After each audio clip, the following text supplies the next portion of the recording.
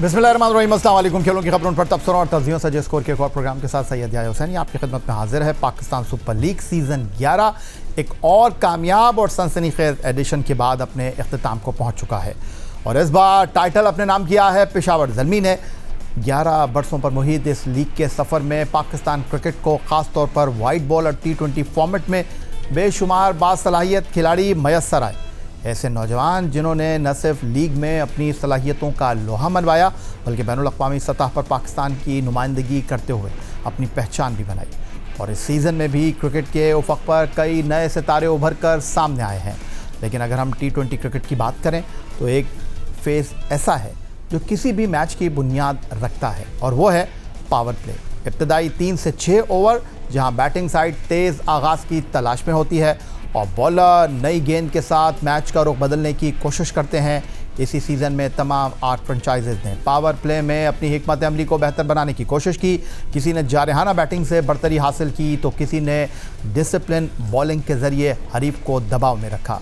तो आज के प्रोग्राम में हम तफसील से जायज़ा लेंगे पावर प्ले में बैटिंग और बॉलिंग कारकर्दगी का, कौन सी टीम कहाँ खड़ी रही और किन हिकमत अमलियों के साथ कामयाबी की राह की उन्होंने सफ़र को यकीनी बनाया। और इस गुफ्तगू को मज़ीद जामे और दिलचस्प बनाने के लिए हमारे साथ स्टूडियो में मौजूद होंगे पाकिस्तान के साबिक टेस्ट कप्तान विकेट कीपर राशिद लतीफ़ साहब, जो अपने तजुर्बे की रोशनी में इस अहम पहलू का तज़िया पेश करेंगे। प्रोग्राम में सबसे पहले खुशामदीद कहेंगे पाकिस्तान के साबिक test captain wicket keeper Rashid Latif साहब को। राशिद लतीफ़ साहब, प्रोग्राम का इंट्रो आपने सुना होगा, तो जो तफसीलात आपने शेयर की और हमारी टीम के साथ डिस्कस की, इनमें सबसे पहले बात कर लेते हैं पाकिस्तान सुपर लीग में शरीक 8 टीमों के पावर प्ले में इब्तदाई 1 से 3 ओवर में बैटिंग रन औसत की। सबसे पहले चैम्पियन टीम पेशावर ज़ल्मी की बात कर रहे हैं जिन्होंने मजमूई तौर पर 9.76 के रन औसत के साथ बैटिंग की। यहाँ फास्ट बॉलिंग पर इनका रन औसत 10.09 जबकि स्पिन बॉलिंग पर 9.09। फिर दूसरा नंबर मुल्तान सुल्तान का रहा जो कि प्ले ऑफ तक आए। इन्होंने मजमूई तौर पर 9.03 के रन औसत के साथ बल्लेबाजी की और फास्ट बॉलिंग पर खदर बेहतर रहा 9.85, स्पिन बॉलिंग पर 8.46।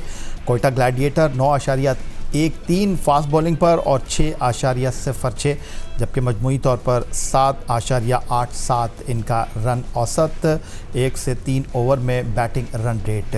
फिर इस्लामाबाद यूनाइटेड 8.31 फास्ट बॉलिंग पर और 8.29 स्पिन बॉलिंग पर और 8.03 मजमूई तौर पर दिखाई दे रहा है।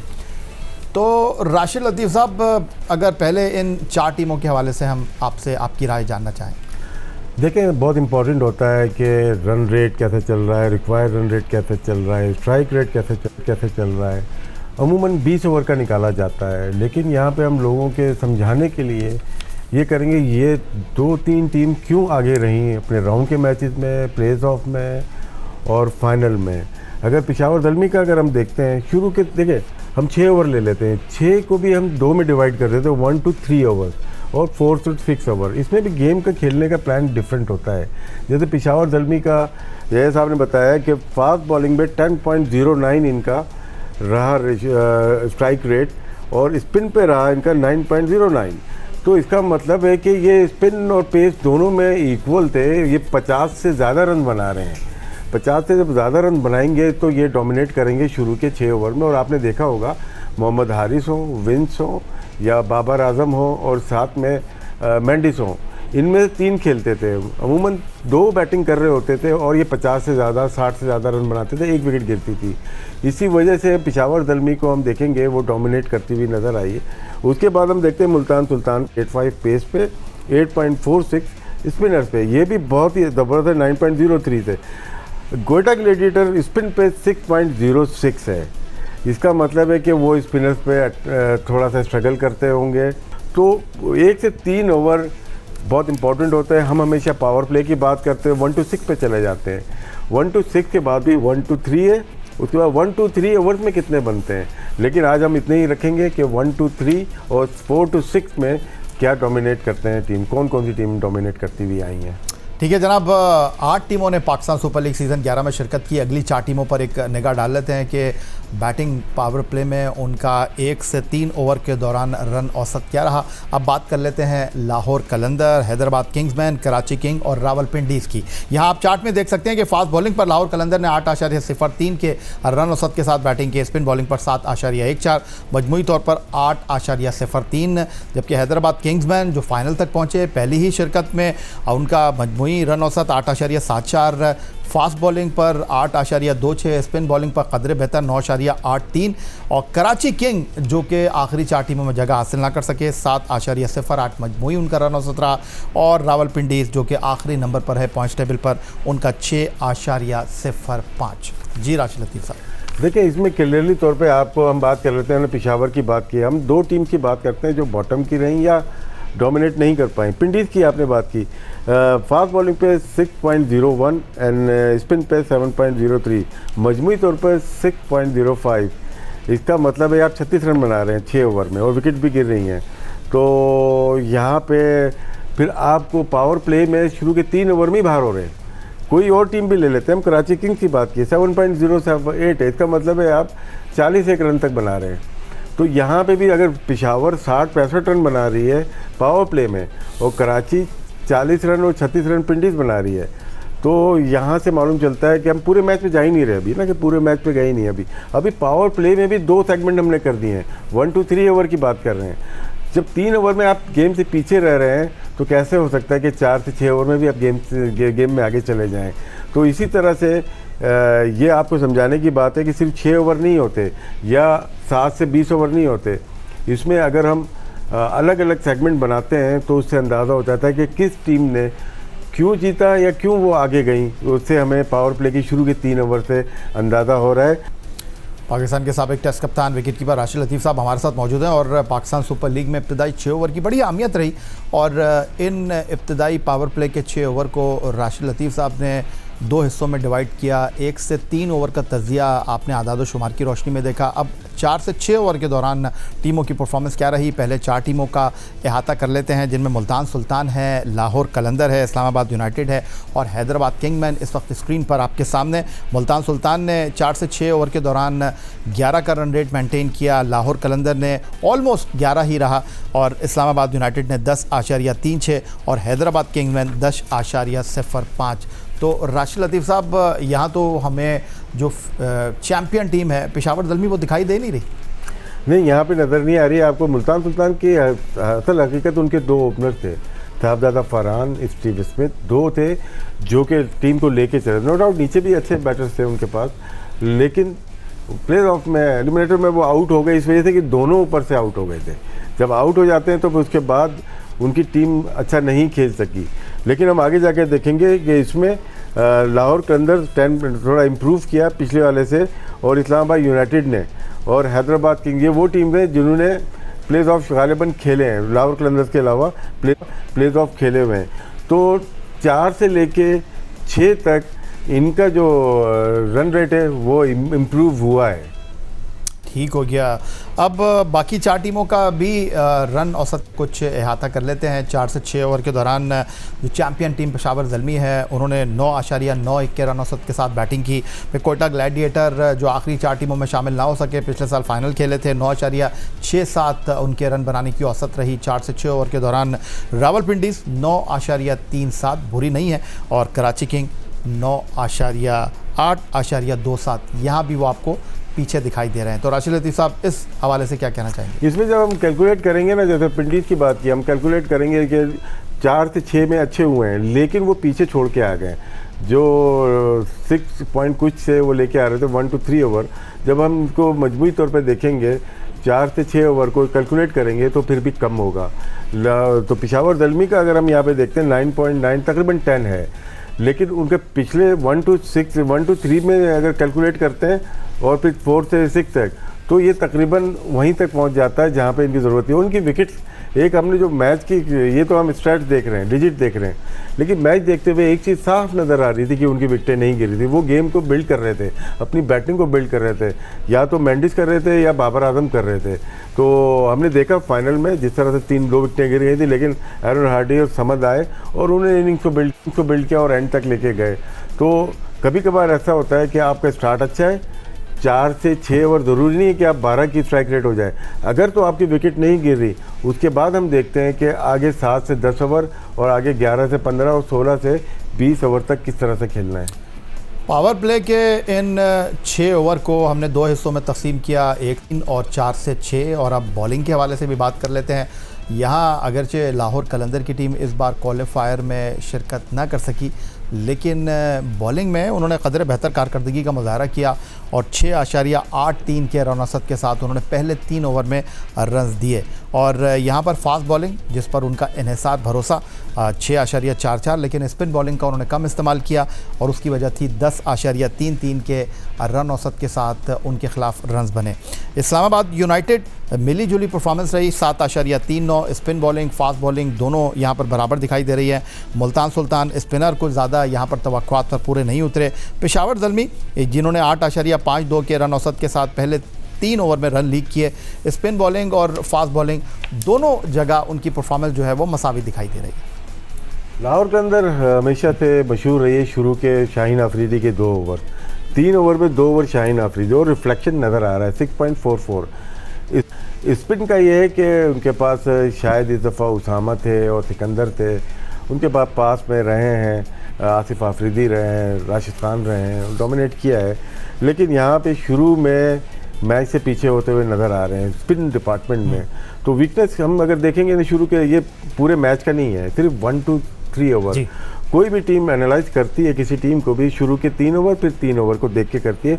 तो इनकी जो वीकनेस रही बॉलिंग करने में स्पिन ओवर की, नो डाउट 2 ओवर तो लाजमी हो गए ना शाहीन के, बीच में 1 आध ओवर कोई करता होगा, तो इसलिए हम पूरा असिस्ट नहीं कर सकते इनके बॉलिंग में। इस्लामाबाद यूनाइटेड अच्छा रहा, 7 का रहा और 7.78 रहा। मुल्तान सुल्तान स्पिन में 10.27 रहे। यहाँ पे इनको एक थोड़ा सा झटका लगा है, जहाँ यहाँ पे कह सकते हैं। पेशावर ज़ल्मी नॉर्मल रहे अपने पेस पे भी और स्पिन पे भी 8.50, 8.53।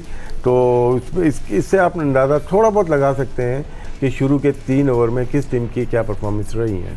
Pakistan super league season 11 2026 Rashid Latif साबिक टेस्ट कैप्टन हमारे साथ मौजूद रहे अपने तज्ज़ियों और तबसरों के साथ। और आज जबकि पाकिस्तान सुपर लीग अपने अख्ताम को पहुंचा है, तो कुछ आदाद व शुमार की रोशनी में हम पाकिस्तान सुपर लीग का आपकी खिदमत में जायज़ा पेश कर रहे हैं। मज़ीद बातचीत एक ब्रेक के बाद।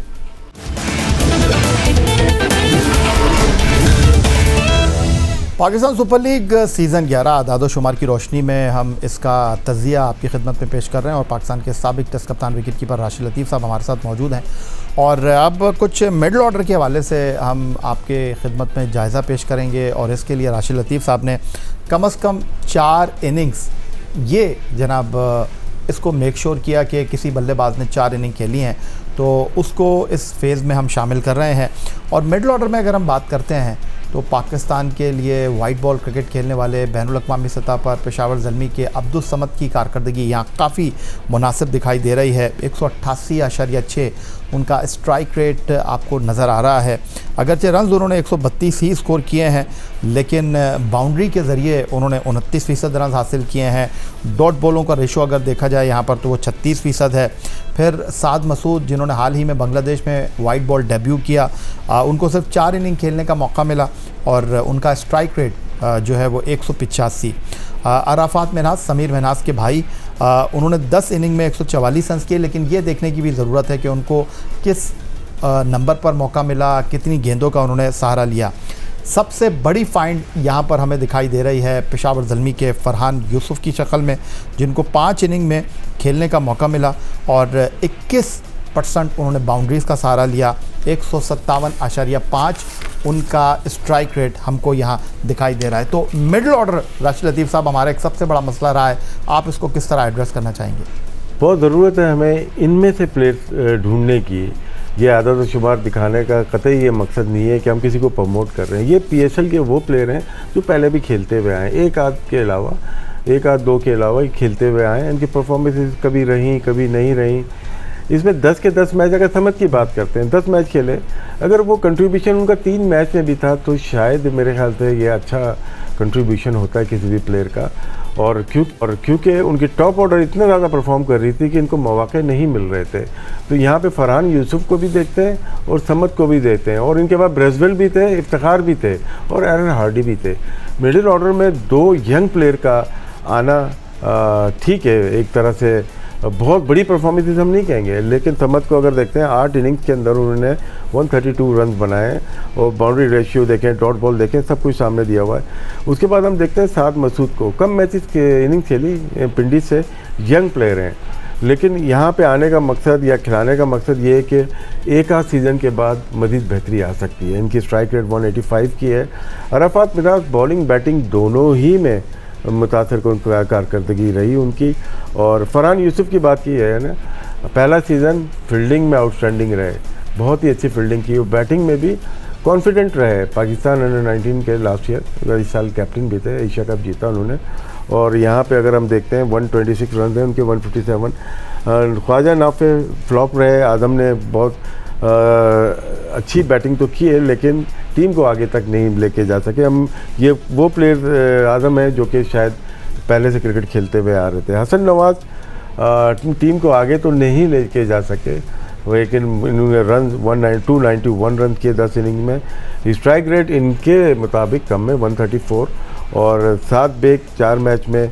जो यंग प्लेयर हैं जो हमें तवक्कुआत 7 बेग से थी, शायद वो पूरा नहीं उतरे। 126 की स्ट्राइक रेट है। अगर आप पाकिस्तान विकेट कीपर को compete करना है तो मिनिमम 150 का स्ट्राइक रेट होना चाहिए। तो यहाँ पे हम देखते हैं साद मसूद हो, समद हो, अब्दुल्ला फजल हो, कुछ ऐसे प्लेयर हैं जो कि यंगर हैं और आने वाले दिनों में अच्छा परफॉर्म कर सकते हैं। राशिद लतीफ़ साहब हमारे साथ मौजूद हैं, और पाकिस्तान वाइट बॉल क्रिकेट का एक सबसे बड़ा मसला, मिडिल ऑर्डर में बैट्समैन नहीं मिल रहे। तो इस तनाजुर में ये चार्ट आपके लिए बड़ा अहमियत का हामिल है, लेकिन वाइट बॉल क्रिकेट में हर कोई टॉप ऑर्डर में बैटिंग करना चाह रहा है। सीज़न 11 में राशिद लतीफ़ साहब ने जो आदादो शुमार इकट्ठे किए, जो इस वक्त हम स्क्रीन पर आपके सामने शेयर कर रहे हैं, कि वाइट बॉल क्रिकेट में जिन लोगों पर हम इन्हिसार कर रहे हैं उनकी सीज़न 11 में कारकर्दगी क्या रही।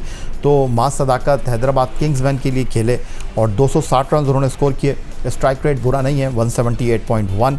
फिर मोहम्मद हारिस पेशावर ज़ल्मी के ट्राई एंड टेस्टेड प्लेयर हैं, उनका स्ट्राइक रेट 177.6, लेकिन रन्स 206। लेकिन उनके खेलने का अंदाज़ सबसे बड़ा सवाल उठा रहा है कि क्या वो इस तरह पाकिस्तान क्रिकेट के लिए बैनुल अक़वामी सतह पर दोबारा खेल पाएंगे, दोबारा शामिल हो सकेंगे। मोहम्मद नईम इस सीज़न में कुछ ख़ास कर नहीं पाए। लास्ट सीज़न में इमर्जिंग कैटेगरी में आए थे, 151 उनका स्ट्राइक रेट है, लेकिन ये कहा जाए कि तवक्कुआत पर पूरे नहीं उतरे तो गलत नहीं होगा कहना, क्योंकि 37% डॉट बॉल हैं, 23% उनका बाउंड्री लगाने का रेशो रहा। फिर समीर मिन्हाज इस सीज़न की फाइंड कहे जा सकते हैं, 349 रन, 155 स्ट्राइक रेट, 64% अगर डॉट बॉल खेल रहे हैं तो 24% उनकी बाउंड्रीज़ का रेशो यहाँ पर दिखाई दे रहा है। फिर शामिल हुसैन है, यासिर खान है और मोहम्मद फ़ाइक इस फहरिस्त में आपके सामने स्क्रीन पर। ये टॉप ऑर्डर में मां सदाकत को आपने देखा क्या है, बहुत ही कुछ मैचेस में बहुत ही उम्दा, वो अटैक करते हैं, पावर प्ले में अटैक करते हैं, इसीलिए उनका स्ट्राइक रेट 178 का है। लास्ट ईयर पेशावर ज़ल्मी थे, लेकिन 3, 4, 5 नंबर पे वो बैटिंग करते हुए नज़र आए थे, लेकिन फोकस थे इस दफ़ा ओपनिंग स्लॉट में। हारिस बहुत ज़्यादा स्कोर नहीं है, लेकिन बहुत कम भी नहीं है, क्योंकि जिस टीम के साथ ये खेल रहे थे उनके टास्क जो था मुझे ऐसा लगता है कि आपको जाके पावर हिटिंग करनी है, और उन्होंने पावर हिटिंग की है, और इसकी वजह से उनका जो स्ट्राइक रेट है 177 का है, वो आउट होके आ जाते थे। उसके बाद इनकी टीम के बाबर आजम और मेंडिस ने गेम को चेंज किया, तो बहुत अहम रुकन रहे ये ज़ल्मी के, और यही टास्क या यही रोल इनको पाकिस्तान टीम में दिया जाए तो मज़ीद बेहतरी इनकी बैटिंग में भी आ सकती है और टीम की कारकर्दगी में भी आ सकती है। उसके बाद जो नाम है नईम, बहुत अच्छा खेलते हुए लास्ट सीज़न बहुत उम्दा खेले, लेकिन यहाँ थोड़ा बुझे रहे, क्योंकि पूरी टीम की कारकर्दगी भी असरअंदाज होती है आपकी कारकर्दगी पे। लेकिन हम देखते हैं फ़खर जमान को, इनके सीनियर, पाकिस्तान के सीनियर, उनकी कारकर्दगी बहुत ही उम्दा रही। उन्होंने जब बैन लगा था 2 मैचेस को, उसके बाद आके 3 मैच स्ट्रेट ही जितवा दिए उन्होंने। तो कुछ प्लेयर्स होते हैं जो कि अपने ऊपर खेलते हैं, तो फ़खर जमान एक ऐसी मिसाल है इस टूर्नामेंट में कि उन्होंने बहुत ज़्यादा अच्छी कोशिश की अपनी टीम के लिए, ओन किया अपनी टीम को और यहाँ तक लेके आए। समीर मिनाज की आपने बात की, 155 के स्ट्राइक रेट से 349 रन बनाए। रन का क्वांटिटी जो है वो बहुत ही शामिल। 8 मैचेस में ओपनिंग की और बाकी नीचे बैटिंग की, उन्होंने 209 रन बनाए, 148 का स्ट्राइक रेट। मज़ीद बेहतरी आ सकती है शामिल के बैटिंग में।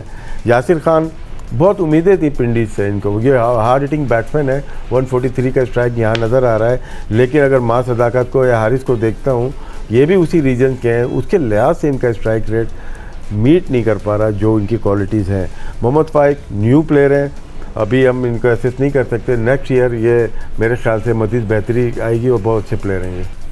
बहुत शुक्रिया आपका पाकिस्तान टेस्ट कप्तान विकेट कीपर राशिद लतीफ़ साहब की आपने गुफ्तगू की, और आज के इस प्रोग्राम में पाकिस्तान सुपर लीग सीज़न 11 के हवाले से उन्होंने बड़े तफसील के साथ आपके सामने आदाद व शुमार की रोशनी में बहुत सारी चीज़ों को खोल कर रख दिया है। चाहे पावर प्ले की बात हो, चाहे स्पिनर्स की बात हो, चाहे बाउंड्री रेशो की बात हो, चाहे फास्ट बॉलिंग पर रन बनाने की बात हो, चाहे इकॉनमी रेट की बात हो, ये वो सारी चीज़ें हैं जो टीमों की कारकर्दगी, टीमों के उतार चढ़ाव के हवाले से इंतहाई अहमियत की हामिल रही हैं। तो उम्मीद करते हैं कि आज का प्रोग्राम आपको पसंद आया होगा। इजाज़त चाहेंगे इस दुआ, इस उम्मीद, इस तवक्को के साथ कि पाकिस्तान में खेल और खिलाड़ी तरक्की करते रहें। एक्स अकाउंट पर आप हमें फॉलो कर सकते हैं, ईमेल कर सकते हैं, अपनी राय से आगाह कर सकते हैं score@geo.tv पर। अपने आज के मेहमान पाकिस्तान के साबिक test captain wicket keeper Rashid Latif साहब के हमरा हमें इजाज़त दीजिए। अल्लाह हाफ़िज़।